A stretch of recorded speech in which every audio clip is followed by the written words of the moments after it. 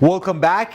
So now I want to give you a second tool and second advanced technique that you can use to actually help clients in ways that other people can't. And that is pricing, just learning how to help your clients with optimal pricing of their products and services. And that's one of the things that, to my surprise, I haven't seen that many people thinking about pricing of products in a somewhat scientific and organized way.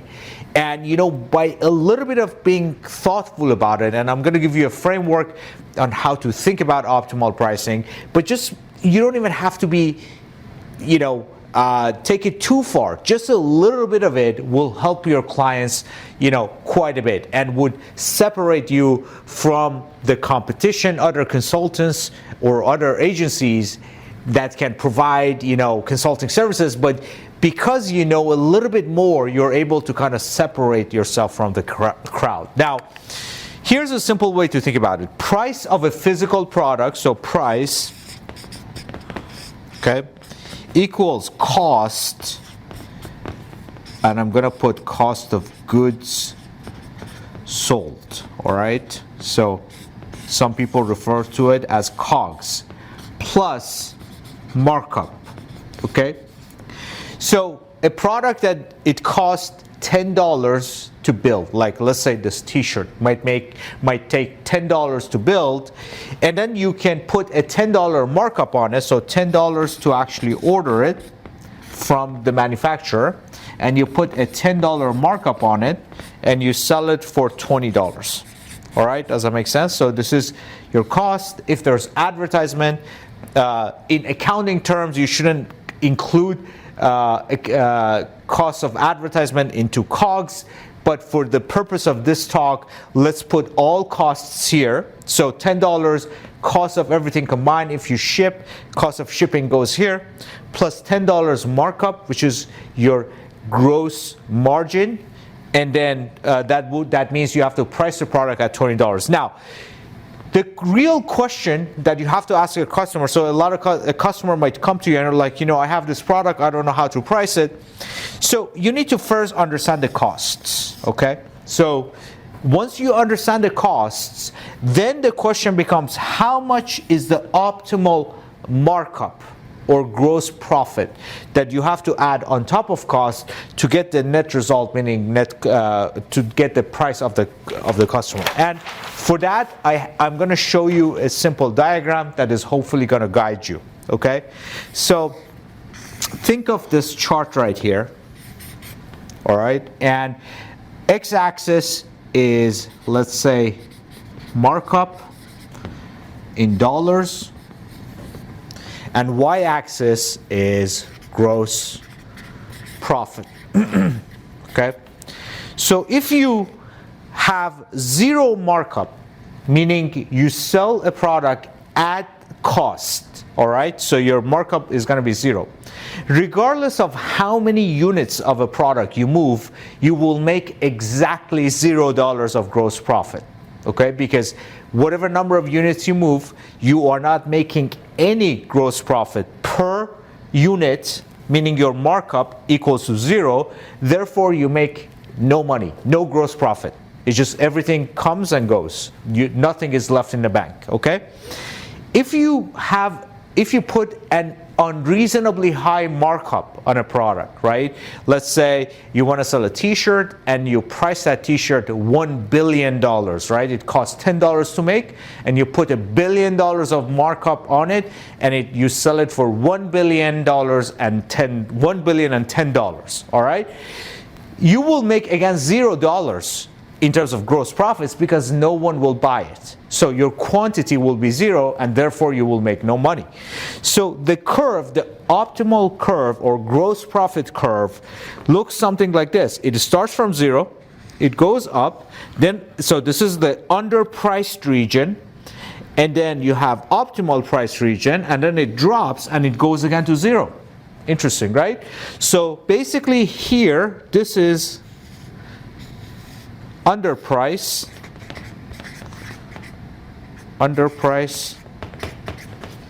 This region right here is overpriced. and here in the middle, your optimal price. Okay? So, in other words, you can underprice a product, you can overprice a product, and ideally, you help your client to go into the optimal pricing point. Okay? So, now one thing that I can tell you is, okay, so you can tell me, Alex, great, now I understand the theoretical framework, but how do I put this into practice to find the optimal region? And the answer is testing. So the best way to think about it is that once you have this frame of mind, this framework in mind, then what you do is, and I'm going to use a clean sheet so that I can show you this. Then you can start testing. And this is how you would test. You either A/B test, which is the ideal, or you can, even if you don't have the technical ability to A/B test, a split test, you can still test it by changing the price and seeing what happens. For example, let's say you start with $5 markup on a t-shirt, let's say, right? So you go here and you have a $5 markup. This is again markup and gross profit. Okay? So you have a $5 markup and you say, well, how much money did you make on a certain amount of investment? Let's say for one day, if it is a physical store, you have in one day how much gross profit you made on at that price point. If it's online, it's easier. Online is always easier to test things online. You can have an A/B test, a split test. You can have one page that shows the product at $5. You have a $5 markup. Let's say the cost of the t-shirt is $10. So this really means pricing the product at $15, right? So $10 cost of t-shirt, $5 markup means $15 price. And you have another data point that is $10 markup. So you're effectively pricing the t-shirt at $20 on your website. So you have page A that shows the price of t-shirt at $15, page B that shows price of t-shirt at $20. Then you run what is called a split test. This is the most scientific way of doing it. You run 50% of traffic to A, 50% of B, and then you measure gross profit, right? So, and it turns out that you make $1,000 of gross profit from that, or maybe it's too high, so I'm going to make it $500. And you know, at $10 markup, you make $750 of gross profit, right? So let's say that is the observation. So you actually run the traffic for a little bit, you measure it, and then you tell your client, listen, $10 markup, meaning $20 price per t-shirt is superior to $5. So now we have two data points, 1 and 2. And we also have 0. So we kind of know that it looks like this, right? Now, what's the next natural step? You try $15 markup, right? And then it turns out it goes up a little bit, but not too much. So now you have another data point. And then you try $20 markup. Now your t-shirt is actually $30 because $10 of cost, $20 markup, so that is $30 price. And lo and behold, you actually make less money. Interesting, right? Because you're now approaching the overpriced territory. You're in that point where customers are like, for a t-shirt, $30 maybe too much. So you still get customers and you make more per customer, but you get fewer of them, and that quantity drop is more than overcoming the profit margin that you have per customer. So all of a sudden, your revenue goes down. All right? And at this point, you really don't need to even test anymore, but if you want, you can try 25 just to make sure that my theory is correct. So you try 25 and it goes to $35, and I promise you the price will go further down. So, I mean, the profit will go further down because all these curves pretty much look like this. All right? So that's why I said you don't even test it. Once you have like one up and one down, you're done. You already know towards the optimal region. So this curve, basically, if you continue testing, you will eventually go to 0. If you price a t-shirt at $10,000, basically nobody will buy it. So, and you will make no profit. So even if someone buys, if you price it at $1 million, nobody will buy it. So it will eventually go to zero. Now, at the top of this curve, you have basically this optimal region, and then you can go to your customer and say, scientifically proven, at $15 markup, meaning $25 price per t-shirt is the winning price point for your product. And trust me, if you do a study like this, you can actually, you can almost create a price consulting agency just based on this concept. You don't even have to do anything else. You can just become really good at this, because I always say I can walk into any business and improve their business by a factor of 2 by just optimizing their price points. Trust me, nobody out there, very few people out there are being intentional about their pricing strategy.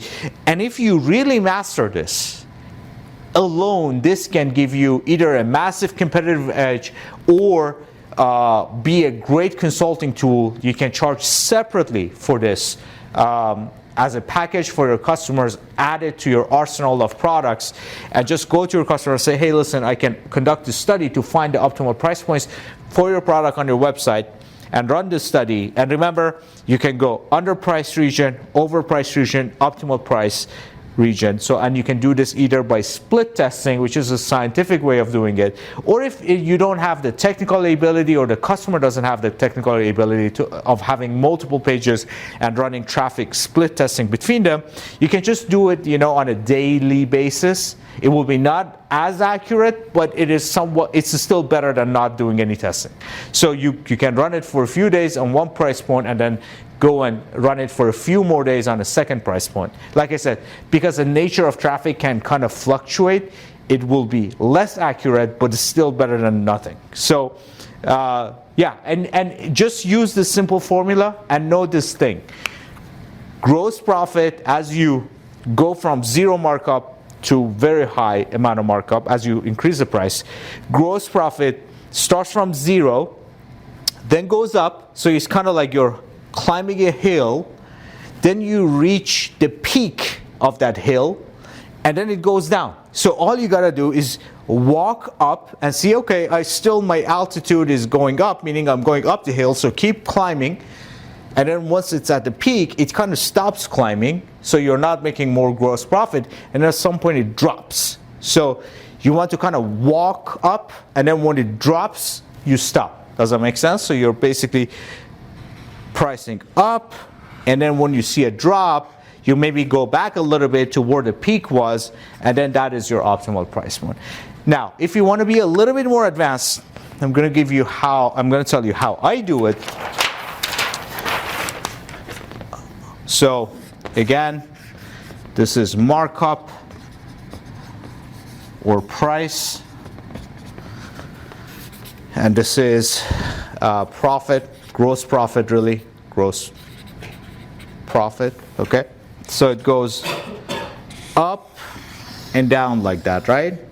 So what I do is first I find the optimal absolute peak of the curve, and I'm like, okay, so if I price it at $30, that is my optimal profit maximizing price.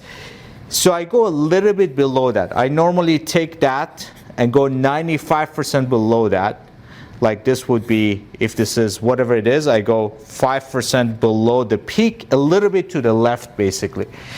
And I price here. So this is the optimal price point. I go a little bit cheaper. And the reason I go a little bit cheaper is simple.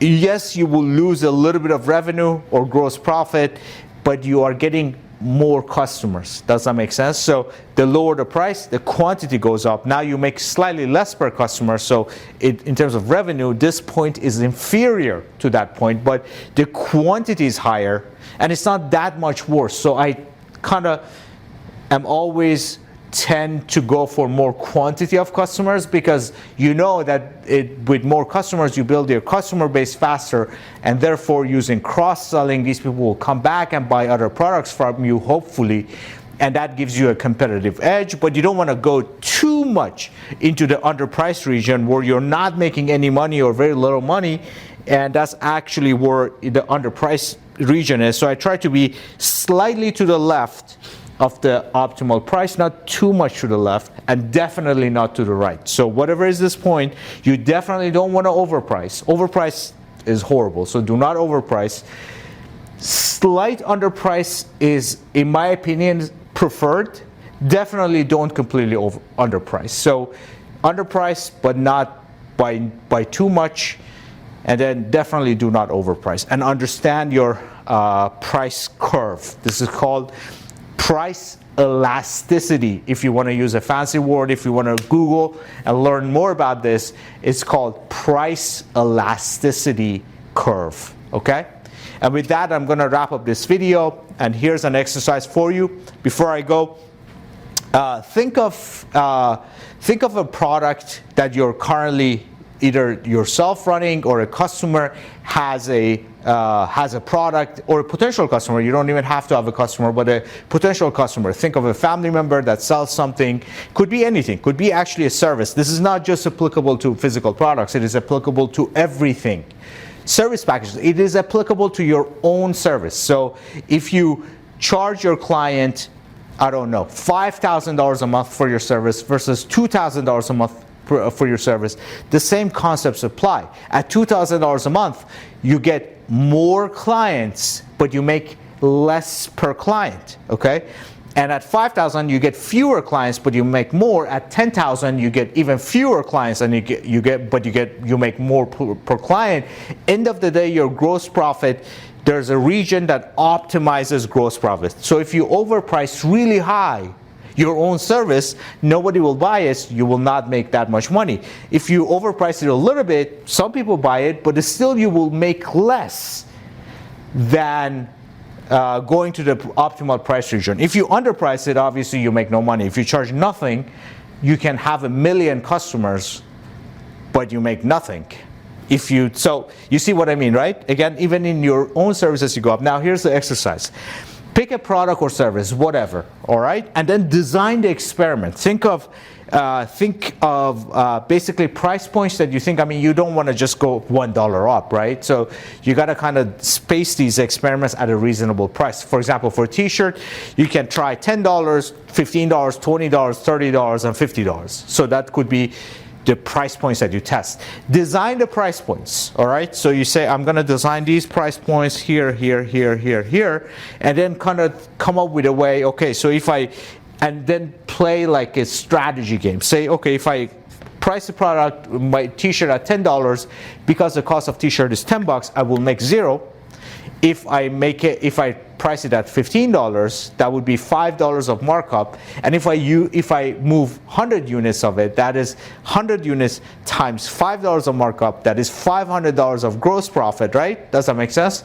And if I price it at $20, so kind of design a scenario for a product that you're familiar with, and without running the experiment, just run a mental exercise of, if you observed certain parameters, what would be your conclusion?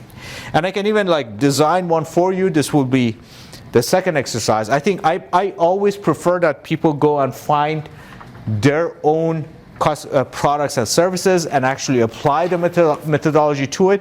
But I can give you a simple one. Let's use my t-shirt one. If you don't have a product, if you don't have a customer, you want to just use my example, just let's go with it. So let's say price of t-shirt, cost of t-shirt, $10, all right? And then I give you this price mark up quantity, and then gross profit, all right? And I'm going to give you the input, and then you calculate and decide what is the optimal price point. So let's say cost of $10, so I'm going to price my t-shirt as at $10. The markup is what? $0, all right? And then I go $15 price of t-shirt. My markup is $5. $20 would be $10 markup. let's say 30, that is $20 markup, and 50 is $40 markup. Now assume for a second that the quantity here is like, I don't know, 200 people would take a t-shirt at 10 bucks, 100 people take it, and how much gross profit do you make? I want you to do that calculation. Hint, it's quantity multiplied by markup, okay? So it would be 0. I just gave you the answer for the first one. 100, and then let's say here you get 80, and you get 20, and you get 10. All right? So what I want you to do is use this data, fill up gross profit, and then determine which one of these price points is the optimal price point. Let me change this number a little bit. So this is, let's say this is 10. Actually, no, that's fine. It will do the job. So 20 and 10. All right? And with that, I'm going to wrap up this video. Hopefully you like this exercise. This is a very unique, I honestly think there's a unique opportunity in the market for price consulting for different types of products, including e-commerce. Master this game, and you're going to win in the game of impressing your customers and also delivering a lot of value. And with that, I'm going to wrap up this video. Thanks for listening.